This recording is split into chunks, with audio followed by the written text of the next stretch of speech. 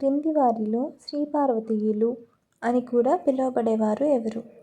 వాకాటకాలు, విష్ణుకుండినులు, శాతవాహనులు, ఇక్ష్వాకులు.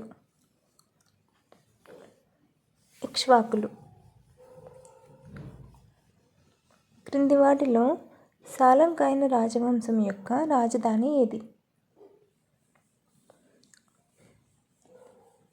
Option A Vengi.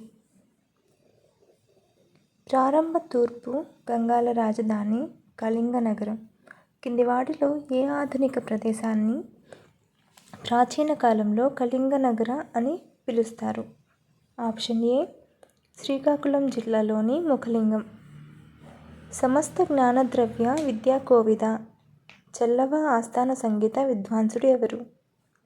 Option D Chalukya భీముడు. క్రింది ప్రకటనలను పరిగణించండి. అగ్రహారాలు అద్దెలేని గ్రామాలు, బ్రహ్మదేయాలు పన్నులు లేని భూములు. దిగువ ఇవ్వబడిన కోడ్ల నుండి సరైన ఎంపికను ఎంచుకోండి. ఆప్షన్ ఏ 1 and 2 రెండు సరైనవే. అగ్రహారాలు అద్దెలేని గ్రామాలు, బ్రహ్మదేయాలు పన్నులు లేని భూములు.